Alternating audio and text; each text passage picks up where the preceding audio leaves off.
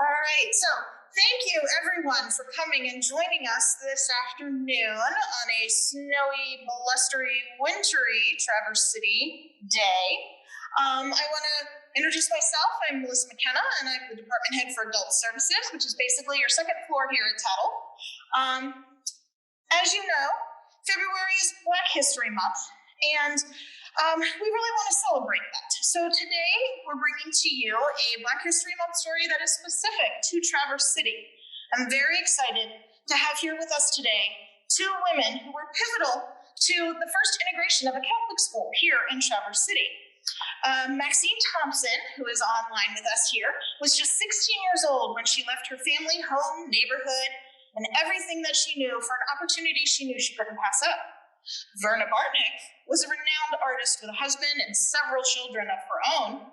They had opened up their home to foster children before, even other African-American children for summer holidays. She was the one who invited Maxine into her home and life for the past 50 years. Today, I'm happy to have both Maxine and Verna joining us. And I believe this is the first time that they've actually seen each other in quite a number of years. So I find that very exciting. Welcome to both of you.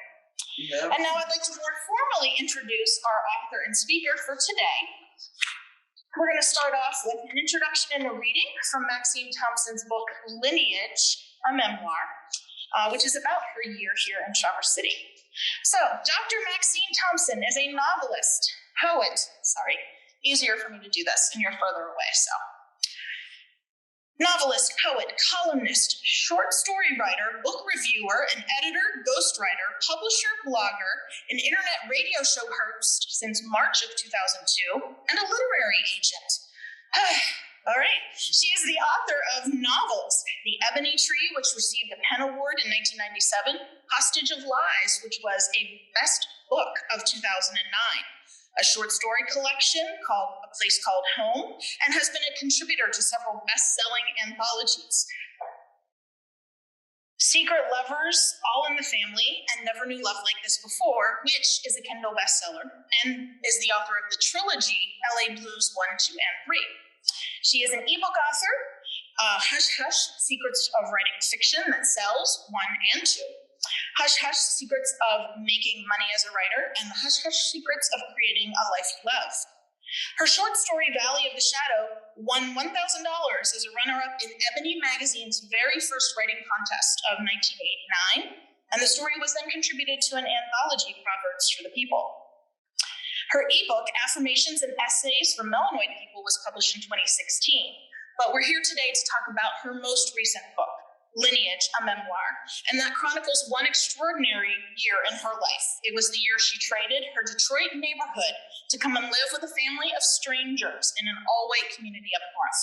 That city was Traverse City, and that year was 1967 through 1968. It was a year of startling events, not only in the Michigan area, but also in the world, and included the assassination of Dr. Martin Luther King Jr. on April 4th, 1968, which I understand Verna was the one to break the news to Maxine about that tragedy. So thank you so much for being with us here today. Dr. Thompson from sunny California to our cold and snowy Michigan. And we're gonna have Maxine take it from here. Good afternoon. It's morning here in California. Can you hear me? Yeah. Yes. Okay, wherever you are in the globe, so good evening. I wanted to read from the book first, and then I'll, answer questions. But today I chose a different section that I had never really read from, and it's when I first met Verna. The first time I met you, Verna, and it is so good to see you. I'm so happy to see everyone. Thank you all for coming. Okay, let me find it. Here it is. I stand and wait for someone to come forward to get me. I have already drawn a mental picture of the Barrett family. They are middle-aged, have one teenage daughter. Father Reiner had mentioned her in his letter. She also attends St. Bernadette High School and will live in a neat brick house. There will be a maid. Didn't all white people have them on TV? I nearly approached several people whom I think fit the description. When there are no people left in the bus station and the place is ready to close, I began to panic. I know only Father Reimer's phone number, and when I call, there's no answer. Have they changed their mind about taking a Negro into their home? In my frenzy, I doubt if I saw the rather old but sturdy Oldsmobile pull up. Yet somehow, when a woman who looks much younger than I expected rushes up and takes my bag, I knew it was Mrs. Barry. She has tousled blonde hair, a harried expression, and a genuine-looking smile which reveals a dimple on her lower cheek. 10. Hi there, she says. I'm Mrs. Barry. Just call me Veronica. Pleased to meet you, I answer as she starts for the car with my suitcase. My eyebrows lift in surprise at seeing two little boys sitting in the back seat. They look like twins, although later I find out there's a 2-year difference. They wear blonde Dutch boy bangs, framing doe brown eyes which gaze directly at me with open owl. You're brown, the younger one says in surprise. Yes, I am. As they stare, it is obvious they have never seen anyone black in their short lives. Veronica introduces them as Ethan and Paul. Their faces are smudged with chocolate, a sight I am used to seeing. Okay. On the drive to the Barry's house, Veronica starts right in on the race issue. You see, there have never been any Negroes living in this area, and the handful of us who came up with this idea would like to see how people will react. Everyone says they are not prejudiced because the problem is so far away from us. But believe me, there's a lot of prejudice in a small town like this. Don't worry, it probably won't be said in words. As an afterthought, she added, yes, there's a lot of growing to be done here, and it's all at the price of you 6 kids. And I'm getting ready to jump over to the part where Martin Luther King was assassinated. Okay, because I was going to read from the Detroit riot scene, but I think that that's a little bit dark. Wait, let me find it. Where is this? Wait, just one minute. I had it folded over. Okay, well, let me see. Here's one. Here's another chapter before I get to it. The N-word. That's the way we say it now. One afternoon, when walking home from school, I heard the magic bullet. 4 little boys around 10 or 11 years old were standing in front of the elementary school near home. The tallest one turned to his friends. Watch this, he says. Stepping directly in front of my face, he pokes out his tongue and bleats, nigger. With that, he turns and flees. His friends in hot pursuit on his heels, nearly as quickly as he said the racial epithet. Up until this point, I had ignored the school buses that drove by, the children chanting, nigger, nigger, nigger, because I figured they were not talking to me. I didn't ignore this bodacious kid, though. Come back and say it again, I call out to his rapidly disappearing back, throwing up a middle finger. I visualized myself, I don't even want to talk about that. Veronica and him would probably be visiting me in jail that evening, so I was glad he didn't turn back. Suddenly, I see 8-year-old Ronnie. Hey, Justine. I'm breathing hard, but seeing a friendly face calms me down. Hey, Ronnie. Ronnie is a gentle child. He doesn't say much, but he's always been loving towards me. We walk home in silence. And wait, just one more minute here. What is this? Oh, goodness, I've had it folded down.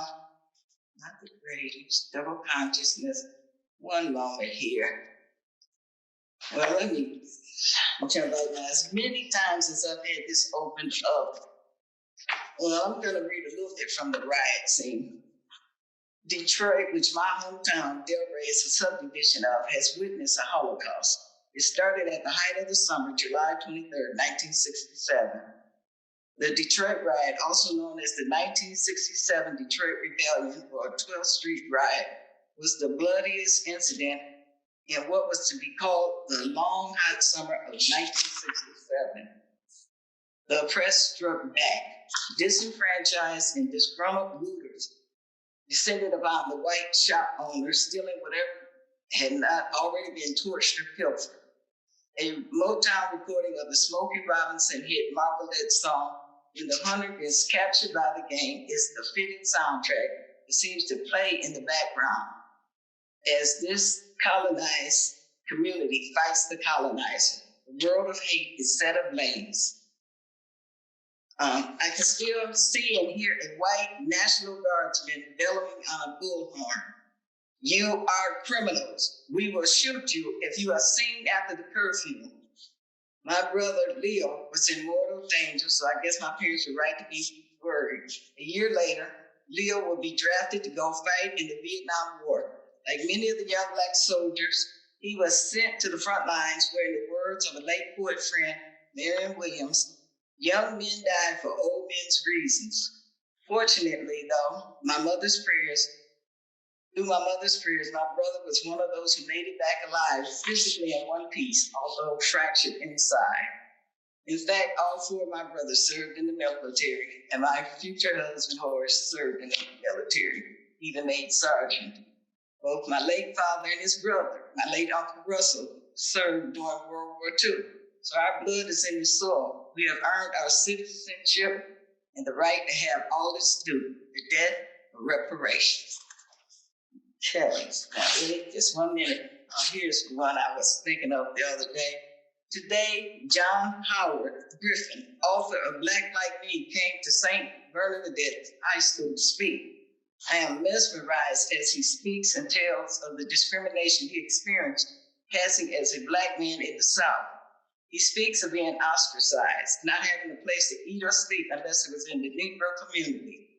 I am wanting my classmates to understand what it's like to be Black in America. He captures some of it by telling what his life was like after he dyed his skin brown and traveled in the South. Let me go down. When Griffin finishes his speech, he limps off the stage using a cane. We later find out he has some type of skin cancer as a result of the treatments he had undergone to turn his skin brown. He is also partially blind because of the treatments and wears sunglasses. Peering out the window of my soul, I watch a proud, beautiful man take his seat. You can ask a few questions now, Melissa. Okay. I can't find it right now. Thanks, Maxine. Appreciate it. All right. So I have some questions that I've prepared to ask Maxine, and then we'll do a couple of questions that we've got for Verna, and then we'll take questions from the audience, okay? So, for Maxine, can you tell us why you decided to share your story and about the introduction to your book that sets the stage for your story?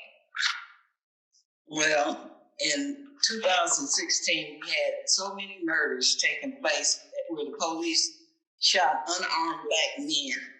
And my daughter had taken me to see this ballerina, Mitzi Copeland, who was the first African-American ballerina and lead dancer in American ballet. So she was saying that she had seen Alton Sterling get shot, and she watched how his blood pumped out. By her being a nurse, she could see it. And, she said she had cried. And it just made me so angry. It wasn't just that one. That was July 5th. Then on July 6th, a 32-year-old Black man, Philando Castile, was murdered by another police, and that was in Minnesota. Then the next day, July 7th, Michael Xavier Johnson ambushed and fired upon a group of police officers in Dallas, killing 5 officers and injuring 9 others. And it was just so upsetting. I said, the news had Black people reeling. I was deeply affected. Where was this Holocaust going to lead us? When I got home, however, Colette's question about my finishing college at 22 and her reaction to Alton Sterling's murder stayed on my mind. It felt like the Bible verse. It was for such a time as this, and that's Esther 4:14. That's when I pulled out the faded pages of my story, and I originally wrote it at 16 and began to revise it. My story is an American story, the story of a descendant of slavery, a story of conscience for American Christians to aid in the call for reparations, be they white or immigrants of color. So that was one of the things that inspired me to get started. Yep, I can understand that. All right. Can you remember what you were feeling as a 16-year-old on that bus going up 75 and coming from Detroit to Traverse City? How were you feeling back in the fall of 1967? And also then, what made you decide to take that journey? Oh, it was exciting. I had never seen that many blacks in books, and we had no role models on TV at that time. I don't think we had any black shows and any black actors. You saw a few here and there, and a few movies, but they were far, so you really had nothing that showed your life and what was relevant to you.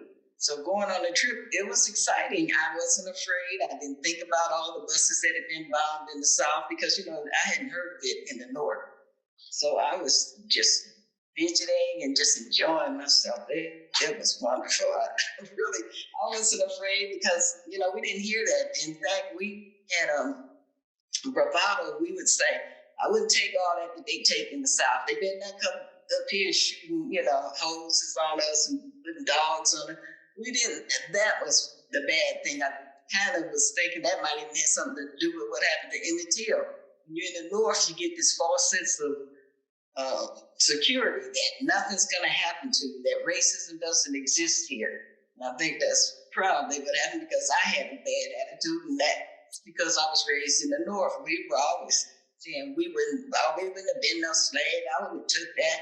I wouldn't have let them do how they're doing in the South.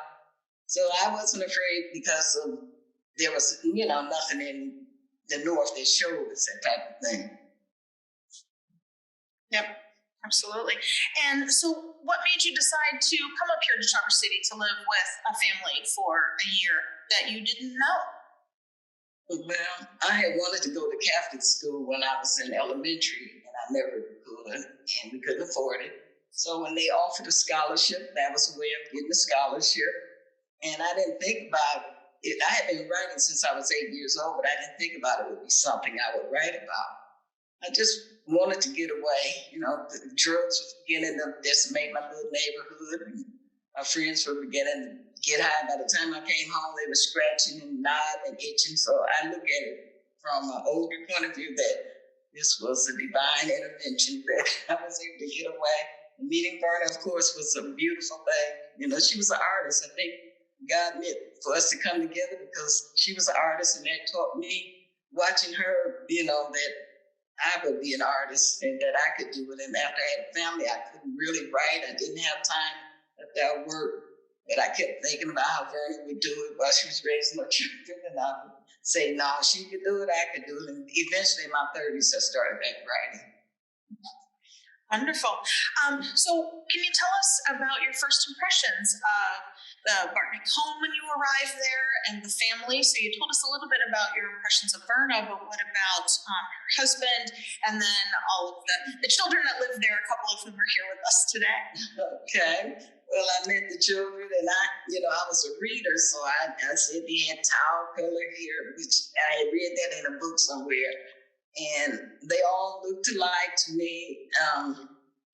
They were, it was just so many of them. At one point, I couldn't really get to know them, but it seemed like I got to know the girls first because Verna would sing with them.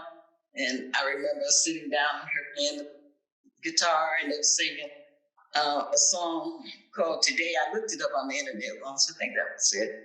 About the blossoms clinging to the vine, and they sang in harmony. So that was nice and warm. That softened me and made me enjoy it and feel at home. And, the boys were different ages, and Jim was close to my age. And since we've been adults, we worked together. He's a writer too, so we worked together on a book. So it's been, what I remember of them was just that they were friendly and they made me feel welcome. Wonderful. Thank you. So tell us about going to Catholic school for the first time. That was something that you said you had been a childhood dream of yours, and then you finally get to realize it and come and have a full scholarship for a year to a Catholic school. So talk about that a little bit for us, please, and how the students and the staff there interacted with you.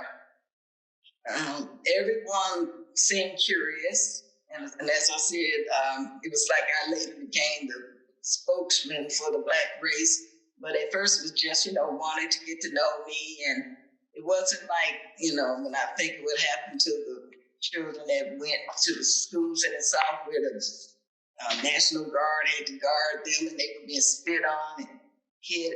It was, like I said, it was totally opposite. Everyone was so friendly and happy to get to know me. So it worked out fine at first, then as time went by, I didn't see them. But at first, I was like something exciting and new. And then some other kids came from other countries that were foreign exchange students, and that took away the newness. And then two other Black girls came from Grand Rapids. And so we ended up just kind of clinging to each other after they came. Thank you. So in your book, you talk quite a bit about identity. And you say, identity has always been important to American descendants of slaves. Many Blacks don't even know their grandparents or past their grandparents in their lineage because of how families were divided and sold away from each other. You personally saw how important identity was for your mother when she went, had to go see her father in his casket for his funeral, even though it was quite a trip and a big long drive, but it was necessary for her to do that. So I just wanted to ask, how has identity continued to be important to you?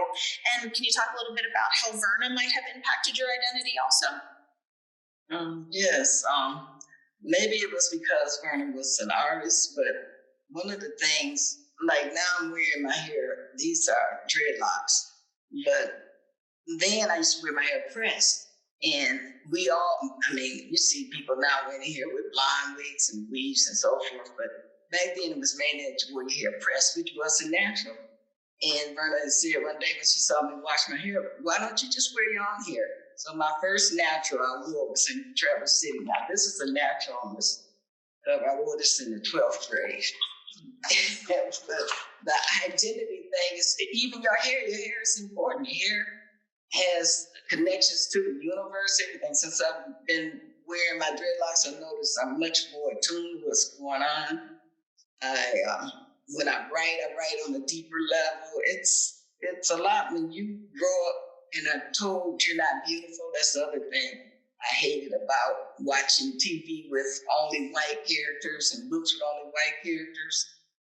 And one of the things I did in the 12th grade was write an article where the teacher ended up adding Black literature to our section and also organized a walkout where we got Black history and we were able to do a Black float. And because of that, we also had the Black literature section added to our class. So I really appreciate that teacher that she saw, because I was saying even then, I'd say that's why they got the song, I'm doing fine on cloud 9.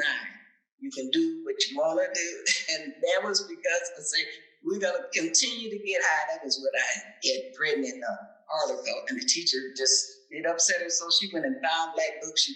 She gave me Malcolm X, Black Voices, different anthologies. And so the next year when I went to college, I was able to get Black literature. But we didn't even have Black literature. How do they expect a person to have any type of self-esteem that they don't even see themselves? And that's why I know a lot of my friends wound up on drugs that I grew up with. Of course, I developed a whole different set of friends as I got older. I never had a drug problem, and either stopped drinking as years went by. I used to like my little wine or something, but I stopped. And so just the good things. I used to smoke when I read anything. I was smoking then. I stopped smoking at 23. And I'm so glad that I did, because I've lost 2 family members to cigarettes. Yes. So can you talk a little bit about how your trips home went when you were here in Traverse City for that school year? You went home for vacation for both Thanksgiving and for the Christmas time holidays. So how hard or easy was it for you to return to Detroit from Traverse City and then also to then make the trip back to Traverse City? It was, I was happy to be home, and I started seeing my own people in a different light. For the first time, I started seeing it as my community and becoming a part of, as I call it, the we-ness of Blackness. I didn't feel that before, because I mainly grew up around Blacks. So you just assume everyone is Black. Until I went to school, I didn't see whites. And well, my neighbors were Hungarian, but when I went to school, I had a hard time accepting that my hair was short and was in little braids, and the white girls had long hair, so I took my hair down once. When I went home, my brothers, they were howling and fussing. Mom, she's running around school looking like buckwheat. That's the type of negative things they would say to Black people. And my mother said, well, you look like Shirley Temple to me. So I always had a mother that carried on. And it's a shame that we had to have Shirley Temple as our idol that we looked up to instead of having Black characters that we would see. I see more now. But then as soon as things like the way we didn't have any Black and the Academy Awards a few years ago, and until they argued and put on Twitter, Academy too white, they didn't, and then they'll have a few next year, and they'll go back to not having any nominations for Blacks. So it's still, as you see, 50 years later, the racism hasn't gone anywhere, and that was the thing I was saying. How can we dismantle racism? And I think what Verna did was a step towards it, because I got to know her as a human being. I think a lot of people don't know people from other races, not really. Yeah, on probably just a superficial or casual level, and not living with them and becoming part of the family like you did, for sure. Can you talk a little bit about what changes after Dr. King is assassinated in April of 1968 for you, both, in general, but also, your life here in Traverse City? Okay, wait just 1 minute. I don't know why I've always had it folded down. Hold on, let me take my, this is where I want to read from when, do you have your book where, I don't know why of all times, I can't find it on no, I can't be there, wait, no, wait, no, it's after this, because here it is. Okay, I'm going to start with when I was first informed. Okay, when I come downstairs that afternoon after school, Veronica's eyes are flooded with tears. What's the matter, I asked. Justine, Martin Luther King Jr. was assassinated. For once, I'm speechless. The newspaper reported Martin Luther King Jr., clergyman, prominent civil rights leader, and a Nobel Peace Prize laureate who was known for his use of nonviolence, was assassinated in Memphis, Tennessee at the Lorraine Motel on April 4th, 1968. The next day on the bus on my way home from school, I hear a male student who was not in my class say that his father said, "Good, they killed Martin Luther King." What? I am too flabbergasted to say anything. From that point on, it seems as if the bottom has fallen out of the whole world, and somehow I continue to stay in the city doesn't seem right during this period of national mourning. I don't say anything, but I become furious. I can't take any more. Like wildfires, riots are starting back up all over the country in over 100 cities. Detroit, Newark, Washington, D.C. I don't care. I just want to go home. I want to be with my people. My 18-year-old brother, Leo, now has a job and sends money for me to catch the bus home to Detroit. I don't say anything to mama and daddies who watch the funeral on TV. We just all sit close together in silence. We draw comfort from each other's presence without saying a word. Looking at our television, I'm amazed by how stoic and graceful Coretta King, the young widow, sits throughout the funeral with the whole world looking on. She never sheds a tear, and she is the linchpin that holds her four grieving children up. When I returned to the city to finish the school year, Veronica and I listened to Martin Luther King's "I Have a Dream" speech on the radio. Wouldn't you say he has an accent, Veronica? I asked, regarding Dr. King's Southern vernacular and enunciation. He was an eloquent speaker, she says. Turning back to the sink, where she's beginning to prepare dinner, Veronica adds, "A great man." So they finally thought. Thank you for finally finding it. It was worth the wait. Yeah. Can you tell us a little bit about what surprised you most about Traverse City during your time? Well, as a writer, I learned to have solitude and be alone and write. And that was something I don't think I took time for as much in Detroit, particularly after I became a teenager. So that was a blessing there. I was able to, and also helped me with my study habits. I was able to, make pretty good grades. And the next year, I think I had about a 12 or 1300 on the SAT. And that helped get a scholarship to college. And so I think that was, the silver lining of the whole thing, that I had to be alone and I wasn't influenced by anyone that, friends, peer pressure. I didn't have to deal with peer pressure. Thank you. So Lineage, your book, it's a bridge between races and understanding. And so what messages would you like the readers of your book to come away with? That we're all human. I believe when the police are shooting Black men and women in the back, how to get, what's her name? And, shooting them in the bed. They just shot Amir Locke. He was laying on someone's sofa. And then Breonna Taylor was laying in her bed. So I want people to realize we're all human. I think they say we're 99.9% alike, no matter what race we are. We can't, stop feeling that people are not human. And I just hate the dehumanization that is taking place. And I don't know if it happened. I guess it was going on. We had lynching all the years after slavery, and then we started having shootings in the 60s when they started shooting the different civil rights leaders. And I'm thinking that why we see it more now is because of the cell phone. People are, taking it. It's not that it was gone anywhere, it's just we didn't know. Yeah. Thank you. And what's one thing that you'd like to tell the residents of Traverse City? You've got a whole bunch of them here in person, and twice as many that are joining us online. So you've got a captive audience here of mostly probably Traverse Cityites. So is there anything that you'd like to say to the residents of Traverse City today? I'd like to say that everyone was nice to me when I came to Traverse City. They were good to me. I didn't have to have the National Guard escort me to school, and people were really nice. The few little incidents I had, those were kids. But as far as teenagers, they were polite. And that was before they had interracial dating like they have now. They had family members and so forth, married outside the race. But back then that wasn't thought of.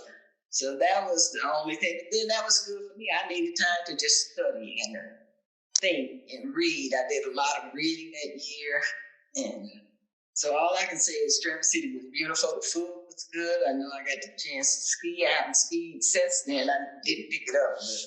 But we went to farms, they had bonfires, and there was something that it occurred to me, it extended my childhood. I never went through a thing when I was married, and I was a young mother, had one son at 21. I never felt like, I need to go be young again, because as a social worker, that was one of the things I would see, that a lot of the women that were on drugs, they had started out being young mothers, and then they wanted to not take care of the children and just run and party and get high, and mothers had to take care of the children. I never went through that, because I think all that time I had in Traverse City added to my childhood. It gave me a chance to just have fun. And so with my friends, when I got home and all they wanted to do was get high, that wasn't something I was interested in. So it saved my life. So thank you, Traverse City. Thank you, Maxine. All right, so I have a couple questions for Verna. So I think we need to switch mics now.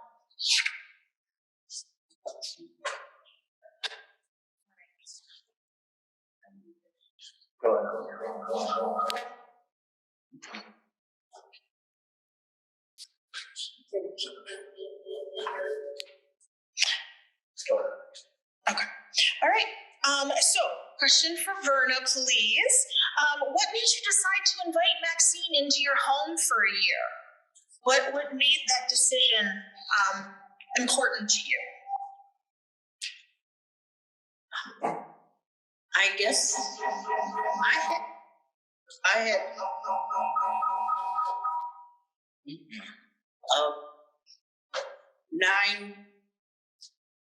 I was close to social workers, and I had a total of 9 girls that stayed with me through the school year, and it was just, when I was very pleased when I was asked, and so I just did it. She's done it has enriched my life, so my experience, and I'm wondering kind of now how Jim and Mary here, they remember Maxine. I'm just remembering her, thinking how they feel right now. Does Maxine recognize them? Let me see. Is that Mary sitting next to Jim? Is that Jim? Yeah, hi, Jim. Oh, hi, Mary. Hi, Mary. Hi, how you doing? Good. Good to see you. Yeah, good to see you guys too. Good to see your mom. Would you two like to talk a little bit about what you remember about Maxine? Well, I don't remember a whole lot because we didn't really talk a whole lot then. I was able to talk a lot more when I after graduation. I think she came to the college. That's when we talked a little bit more, and I started to get to know her. So maybe that time much better, and especially the last 4 or 5 years. Working on your writing. Yeah. What about you, Mary? Sort of hard to look over here, but I remember Maxine coming in, but were you a senior? Maxine, when you came to live with us, were you a senior? No, I was a junior. Okay, and I was a freshman? Yes, and we had a couple of classes. We had a French class together because I started for college prep. So I ended up having a couple of classes. We studied together, and I saw where I would go to games with you and different things. So, well, I remember that, but I also remember thinking, you're way older than me, you're an upperclassman. And I was just a little freshman, and I was not supposed to be hanging around with the older people. And but it was, like I said, it didn't really make a difference to me, but I was like curious, like, what do you think about me? Would you be my friend? And the only thing I really remember was I couldn't figure out use the straightened hair. And I go, what is she doing in there? Yeah, I know now. Yeah, but it was,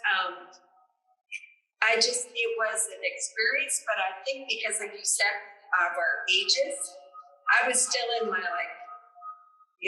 trying to make my way as a teenager.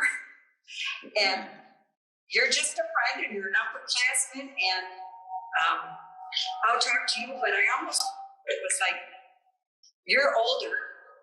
Do you like me? Yes. I remember you, but I really liked you. You were very nice, and she was like my older sister, and sometimes she was a lot more mature than I was because she was the older. She helped all the younger kids, and she was just very sensible acting.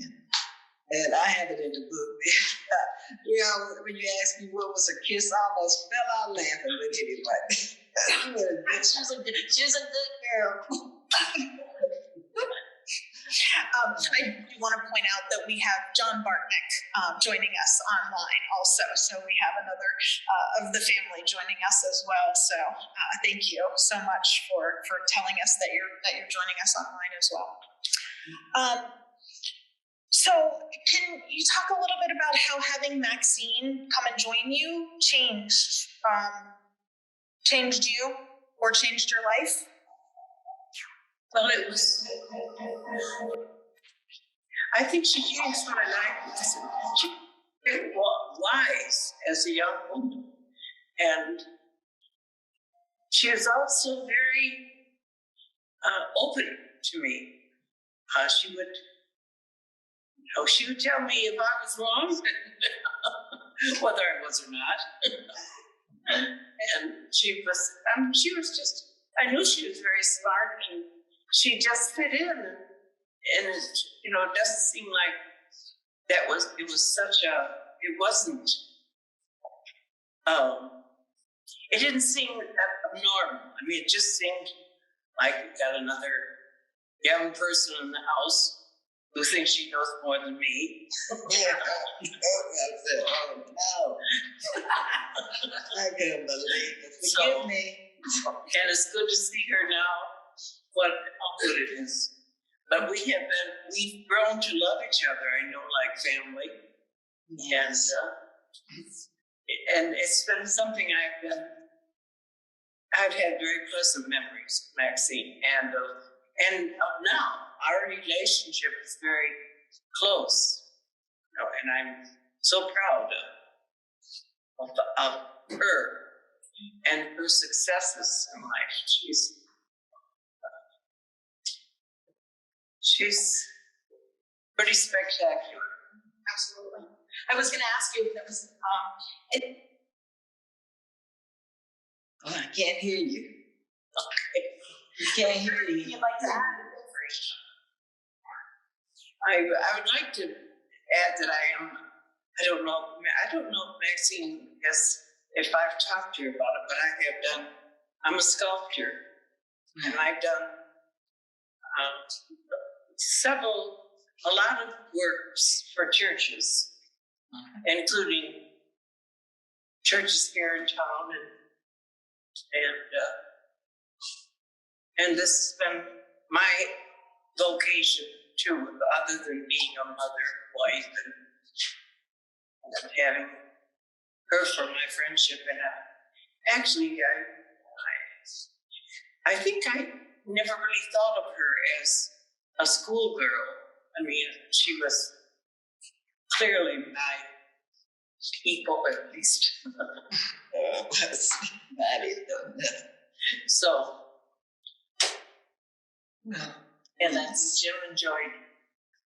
I don't think any of the kids ever. Well, I took in foster children, so that was something that's not unusual for us to have someone new in our home, and they were always welcoming kids. I don't think they ever objected. Nobody ever complained about having somebody else in the house that mattered. They always made room. I have to say that. Good. That was nice. Lovely, thank you. So that's all of the questions that I had prepared for my moderated Q&A. So at this point, we can open up to questions, both here in the room and also for those joining us on Zoom. So if you have a question and you're joining us on Zoom, go ahead and type it into the Q&A box, and we'll be able to relay that to the room. And let's see, so far, we just have a couple of comments. So Debbie, thanks Maxine for reminding her about Black Like Me, and that she had read that a long time ago, which is great. And then we have a suggestion for how we can start to do some meetups in the community and start to have some of these conversations. So appreciate those suggestions. All right. Do we have any questions? Anybody have anything that they would like to ask? So we've got a couple in the back there. Thank you, Erin.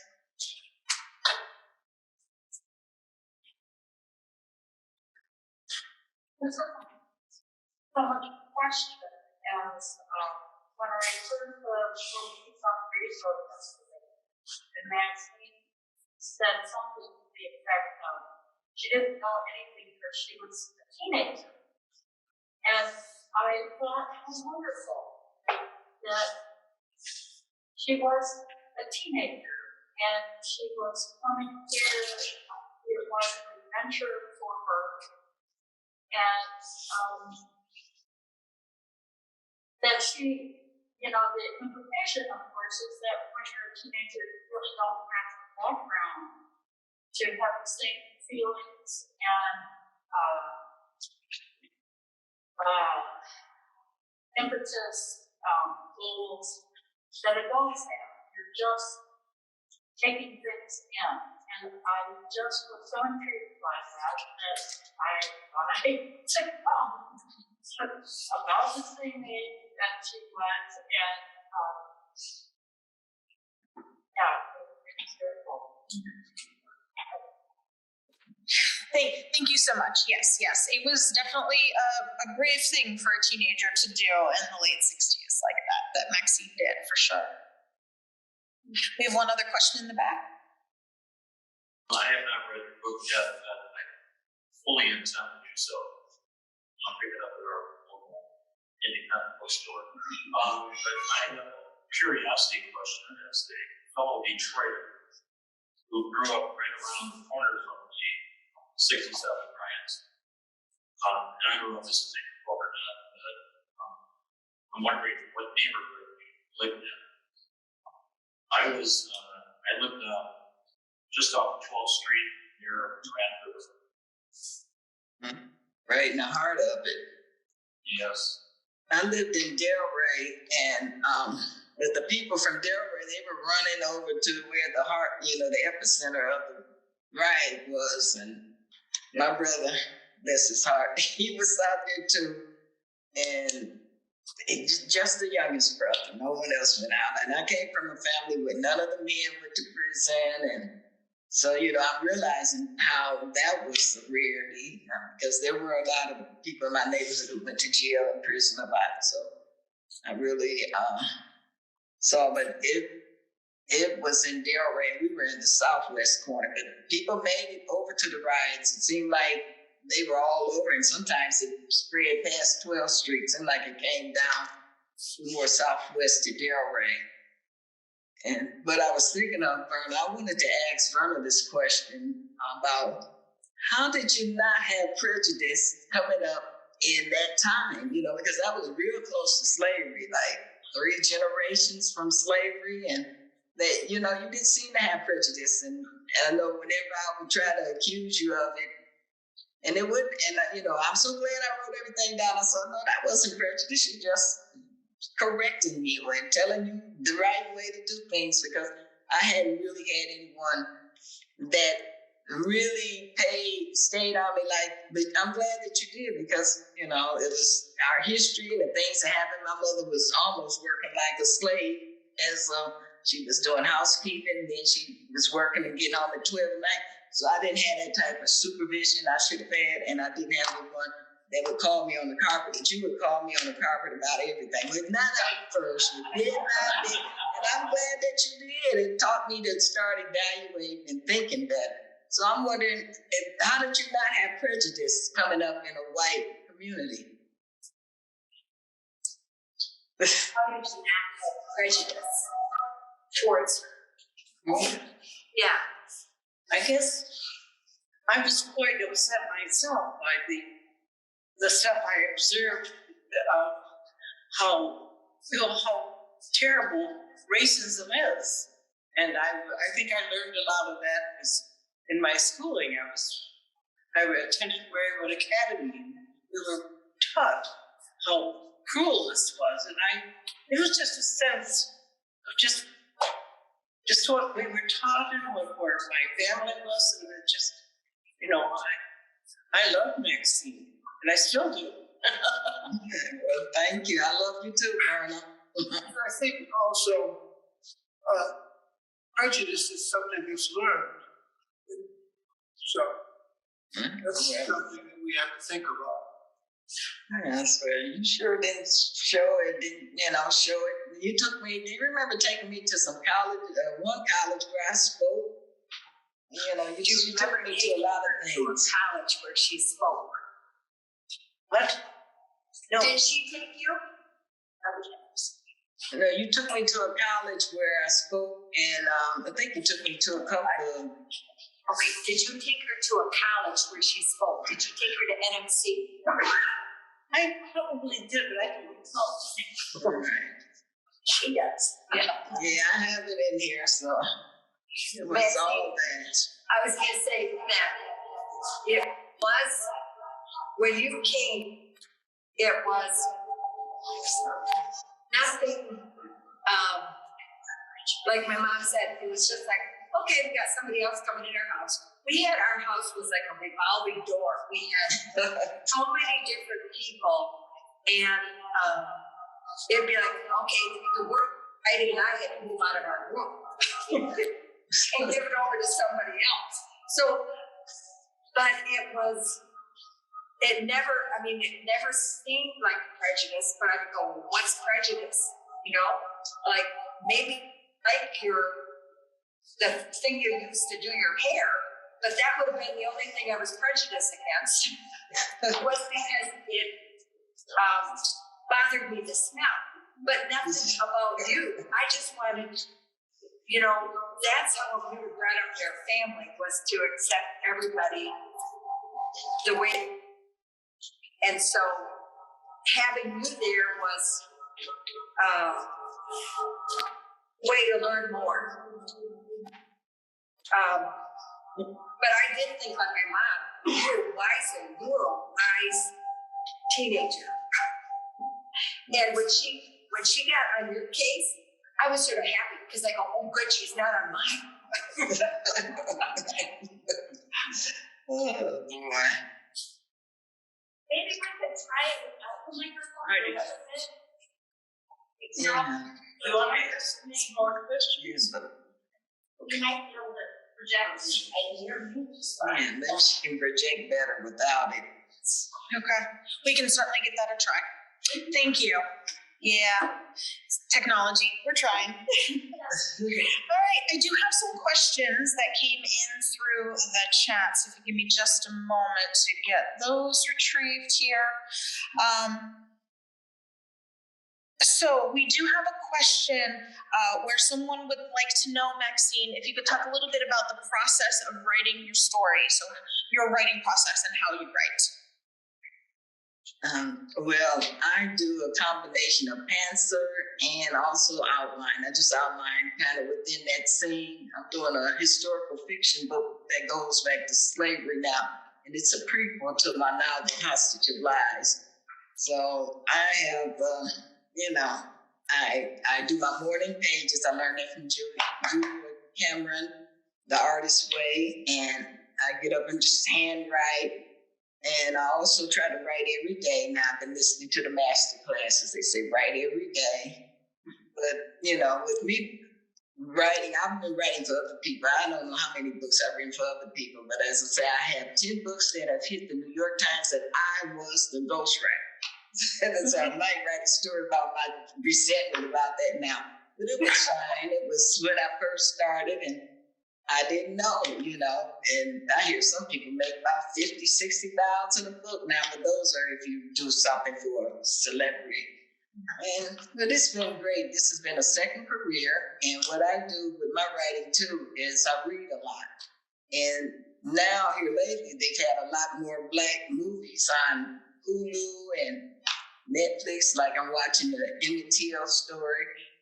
And what's that one? Bumpy Johnson in New York. Let's see, Harlem Godfather.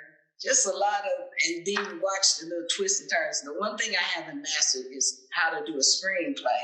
And I would love to learn to write a screenplay, but I can write novels, novellas, short stories, and I can write in almost every genre except for science fiction. I'm trying to maybe do a little fantasy, but I always say, life has been so hard for me as a Black person. I just can't really fantasize. But I don't know. There's this Black writer. She's deceased now. Her book, oh my goodness, I'm getting where I'm getting forgetful. But she's the one, Octavia Butler. Now, I'm reading her books to try to pick up on how to write science fiction, and she really writes some good stuff, but I haven't finished one yet because that's just never been my interest. I've always liked realistic books. You know, I do some romance, Christian. What's the other one I have done? I've done a lot of street fiction. I've done prisoners books, and a lot of their books are really raw street fiction. So, and it felt, when I started doing that, I said, you know, I hate to say it's like the rappers, how they rap about their lives in the street, and some of them they say they're making it up. A lot of it does come from the street. And it reminds me of where I grew up. You know, even though I grew up in a kind of nice home, I knew the people and I liked the streets too. So I like working on the books. That way I kind of can do it without being a criminal. And I like books about criminals too. I like, what do you call that? Mysteries. And I like the mysteries where they kind of combine it with romance. So you just have to be a wide reader if you want to write. You have to, and write by hand and then type it if you can. I used to write by hand, but now I type. But I noticed now that I'm back to journaling more and using hand, they say it's closer to your heart when you use your hand versus when you type. Just keep writing. That's what I say. Don't give up. And it's nothing like it. It's the most wonderful feeling in the world when you write. That's my happy point. I feel like my life has been fulfilled now that I've written. And I didn't realize like all these are my books up here. I put them in, this was my china cabinet. Now we got books in there. And it just feels good. And I'm hoping to be able to get some in your library too. Well, we've got Lineage for sure already. So yeah. I have another question for you that's come in from one of our online viewers on Zoom, and they want to know what it was like for your family to send you up here to Traverse City from Detroit. How did they feel about it? Did they have any concerns? Were they afraid? Yes, my mother and father were both afraid, and they were both, you know, against it. But I had an older sister. She was 7 years older, and she was able to champion for me, and she pushed. I would say she had my back. She's been deceased 14 years this year. And I sure miss her. She was almost like a mother to me, but she was the one who encouraged me, and she's the one who told me to write to the pastor, not the pastor, but the priest, and see if I could get into school. And I got in touch with the Father Kohler, and he, you know, sent me a welcome letter and helped me, and he was warm the whole time that I knew him, and then he died just before the school year was over. So that was a loss that I, you know, had to learn that when you love someone and you lose them, it doesn't matter what color they are. We were at the funeral just boo-hooing the other two black girls, and everybody looked at us, and because he was so nice to us, you know, he always talked to us and called us his little ladies, and so we were really upset when he died. So that was another thing. I mean, when I think back, just the fact of losing Martin Luther King that year and all the different things that happened, I said those were traumatic events that happened during my teen years. But the truth of it was I had learned to compartmentalize and just deaden out what I felt. But as I got older, I started addressing these things and taking care of myself. And, you know, I went to some therapy when I left my job. I didn't get that. It seemed like all my therapists want to give me their problems, tell me all their problems, because I was a social worker. They had to get to telling me, well, they'll pull out their poems. But, you know, at least I've taken time, and I'm not saying, oh, black women are strong. No, I'm not strong. I'm vulnerable. I need to be loved and taken care of. So I take better care of myself now, too. That's the other thing. Self-care is always important. We do have another question, and I'm trying to make sure that I get all of it, so bear with me here.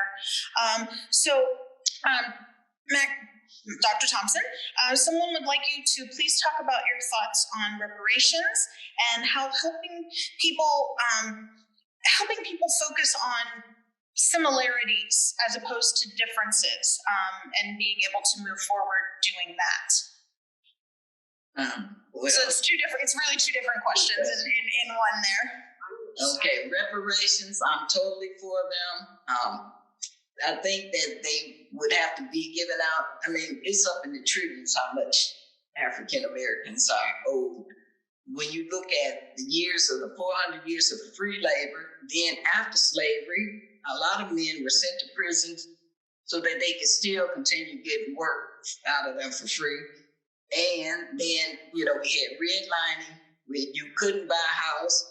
You had, the average family was making about $2,000, maybe $4,000 a year. I know we had 6 kids at that time, and the income wasn't enough, but we made it. I always call them the magicians in my neighborhood, because the families all lived well in terms of that the houses were clean. And, at that time, they didn't have classism in our neighborhood. So if you were a school teacher, you lived in the same neighborhood as the garbage collector, or my father was a construction worker, and whatever you had, you were still within the same community. And the nice thing about that was Black people did business with each other, but after integration, Black people stopped buying in their own neighborhoods, and so our money stopped circulating within our communities like they do in the Hispanic community and the Asian community. Their money circulates because they only do business with each other, and I noticed that since I've lived here.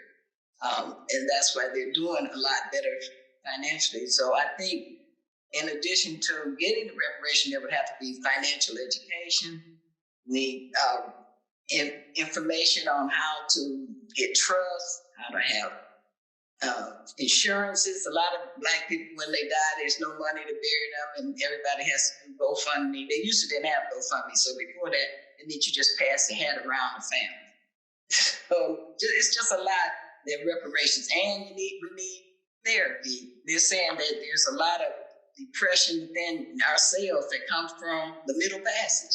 We never realize how you got all this pain inside of you that you're inheriting from the time you're born. You have a low-level depression. And I'm hearing about more and more young Black people committing suicide. One of the actors that, I don't even want to call her name, I feel so bad for her son, was 26, and he just killed himself. And he was the only child. So many, we used to didn't have any suicides. We're beginning to see more suicides. So I believe part of the reparations would be to help, with psychotherapy. And I'm thinking of how they've given the Jewish people their reparations. Some were even given some in 2015 by Obama. Those were people who were here from Europe, and they still got their reparations. So of course, the Native Americans have their reparations. The Japanese got reparations. I don't know why they make it sound like this is just like it's crazy when we bring it up. No, this is something that has to be done, and that's the only way it's we can never catch up with 5 generations of money. People have had money for 5 generations that they've been able to pass down. And since we've had this pandemic, I've seen more billionaires be created. Have you noticed that? How many people have become billionaires since then? They just have time to shoot up into space. But when I walk outside my door, there are people laying in the street, homeless here in California. I don't know if it's bad there in Traverse City, but it's really bad out here. Well, I'd say if some of the billionaires would take some of their money and help with housing, we wouldn't have the homeless problem. And what was the second part of that question? Absolutely. And the second part was if you had any suggestions or recommendations for how people can concentrate on finding commonalities and similarities between themselves rather than focusing on differences. Well, one of them is to have friends from other races. That's how you can find out. A lot of people have never been around someone from another race. Since I lived in California, I've had, they were more colleagues that were Asian and Hispanic. But in Detroit, all my friends were Black. And now, so I'm glad that things have spread out and made it where people reach, and when I say interracial families, interracial couples, I'm glad that people are beginning to not just say, oh, I can only marry within my race. It would be nice, financially, maybe it would help the Black race more if some of these athletes would marry a Black woman and leave their money in the Black community. But I can't tell people who to love. But I can say I think that it's going to take that for it to stop being so much racism. And I think the men, they're talking about defunding the police. They definitely need some type of, what they say, sensitivity training, but they shouldn't even be able to work in the community if they don't live in that community. If you know that that's Jim that got in a little trouble or something, and you've seen him in your neighborhood, you're not going to shoot him in the back as fast as if you're in the neighborhood and you feeling like you're threatened. I always say, I felt threatened like they were going to shoot me. So, yes. Thank you, Maxine. I do want to let you know that your brother is here, Maxine. He is on Zoom, not in person, and that would be Mike. So your brother Mike is here. Mike. And then also John Bartnick and his wife wanted to let you know that they read your book over the weekend, and John was really excited to learn more about you because he said he was only 5 when you were here. Baby. Okay, it's a baby. Let's see. Oh, and your sister, and your sister Sonia. Oh, girl. What did I do? There it is. Sorry, my fault. There we go. Yes, and your sister Sonia is here, and your niece. So you've got a lot of family from both families here with you today. Yeah, absolutely. Tuning in. Do we have any other questions here in the audience? Just a comment, but I'm so pleased to hear your story and the story of this family. I think you are all very special people. I did not at all exchanges like this back. I was young by the time we came to travel with me. I grew up in Grand Rapids. We had an exchange, but I'm just sitting here wondering what I have had as a teenager. I wasn't experienced in knowing people getting.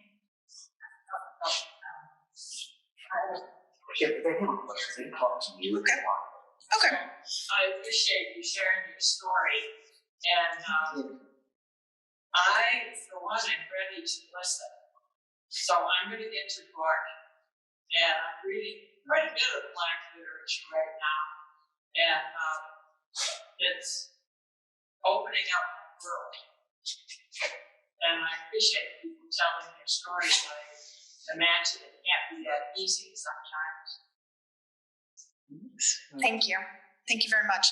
So what we're going to do to try to mitigate some of this feedback is if anybody has a question from the audience and you'd like to ask it, we're going to have you come up and use this mic.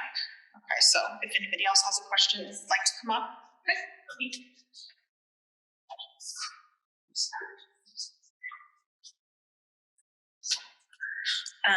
My name is Camille Weatherholt, and my family lived next door to the Bartnicks. Maxine, I wanted to let you know that I wanted to share some recollections of mine when you asked the question about how Verna didn't know racism, didn't know prejudice. And so my story is our family moved next door to the Bartnicks in 1967. So we had just moved in when you joined the Bartnicks, and I was only 5. I'm the same age as John. And we moved from a smaller town a little north of here called Elk Rapids. And I didn't know prejudice myself back then, probably because I didn't know any Black people and I'd never been around anyone who had made comments. And it made me think. So when I first got here today, I told Mary and Jimmy and Verna that I didn't remember Maxine. but it's funny sitting here, because I was only 5, right? And I did have this memory come flooding in suddenly, and I was like, Maxine. And I remember John. John and I spent quite a bit of time together, and I remember him saying, "There's Maxine," and I was like, "Who is that?" And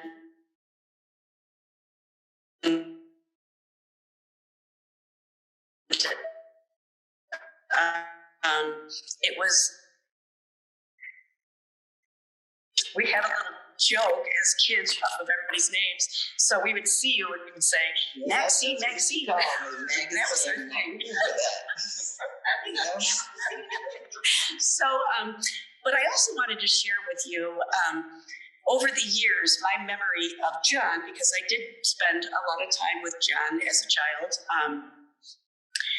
I remember John at that point, that first time, it was just like normal for John. Well, that's Maxine. It didn't, there was no, yeah, she's Black. We didn't really talk about it, but there you were. And as we got older and I spent more time with John,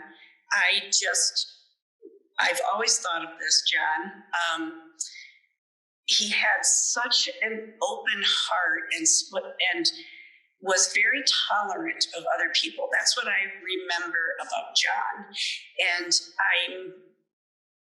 Verna and Maxine, both of you, I just wanted you to know that you've passed that sentiment along to other generations, and obviously the Bartnicks, but then I learned that, and then hopefully I've passed that along myself. And I just wanted to tell both of you, thank you so much for doing what you did, both of you, for Maxine being brave enough to hop on that bus and come to Traverse City, and for Verna and the Bartnicks to welcome her. I just wanted to share that. So thank you. Thank you so much.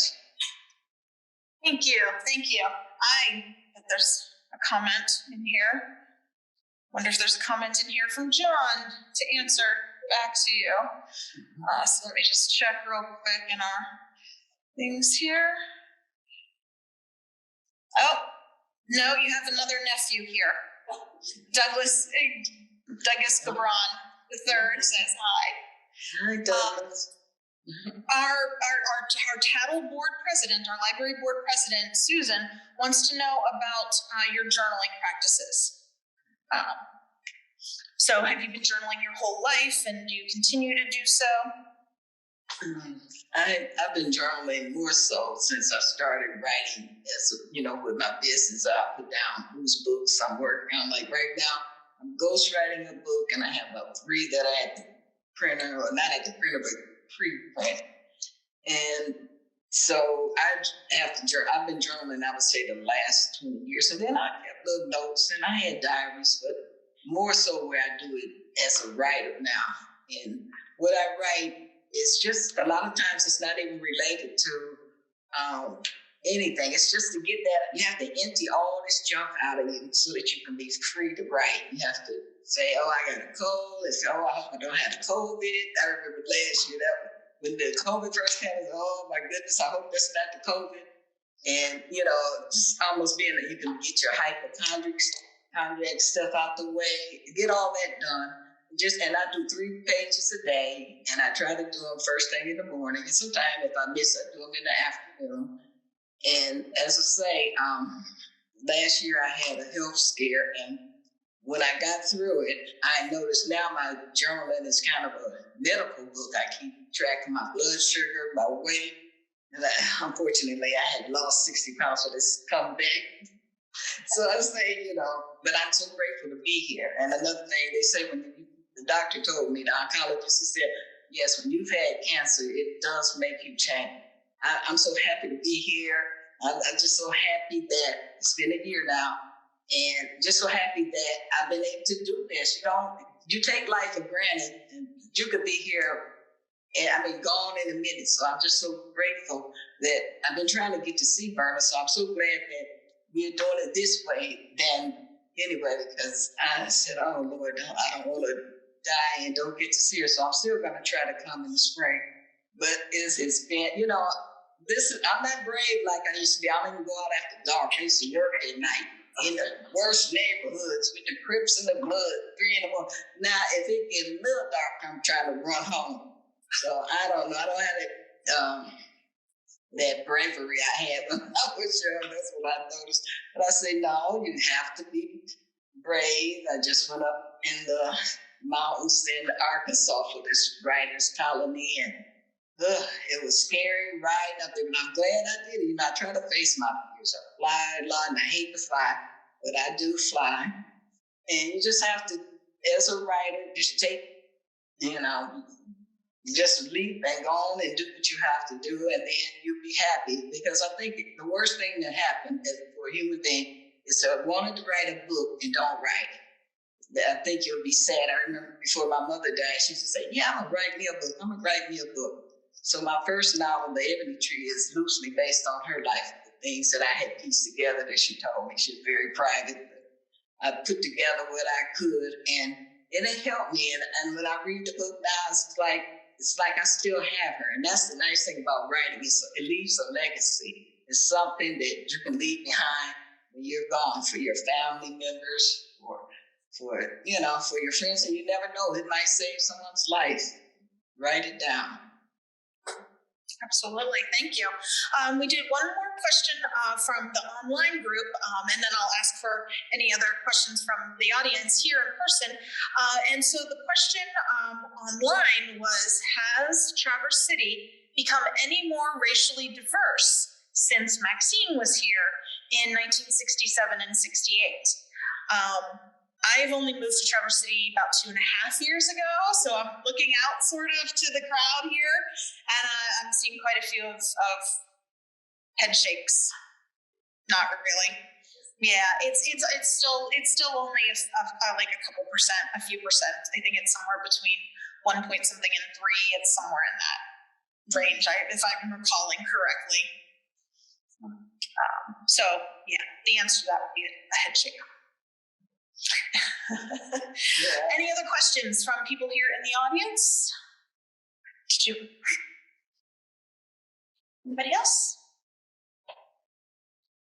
Looking forward to reading your book. The people who have not read your book yet are looking forward to it, Maxine. Thank you very much, and I'm hoping to get my other books in. The ones that are in print, not the ebooks. Yeah. Okay. All right. Any other questions, thoughts that you would like to share with the audience online or here, Maxine?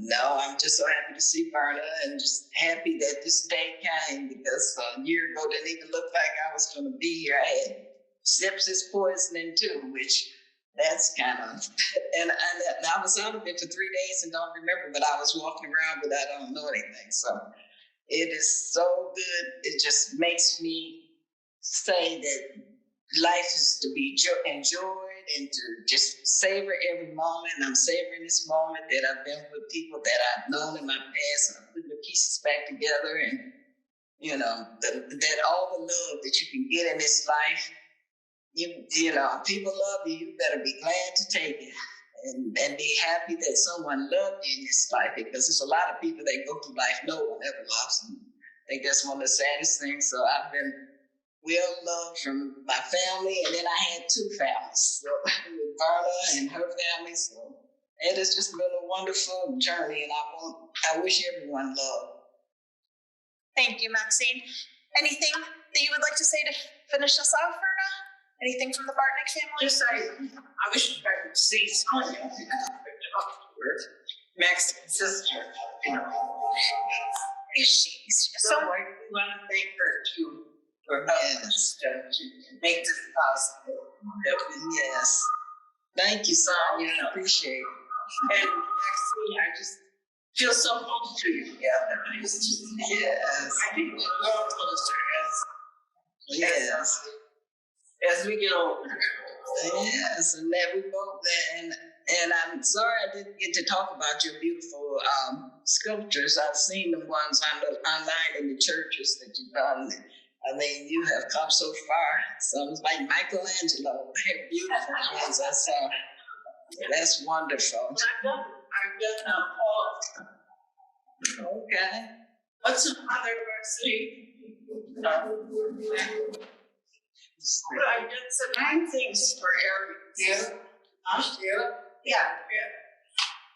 And apparently, the sculpture down. You got Mariana down. Mariana was downtown. We did You know, they let go. Time to let go for downtown. right. Great. Wonderful. So the community is going to go to me to let me do it. That's great. Congratulations. All right. I guess that's it. I think we're done for today. So thank you so much, Maxine.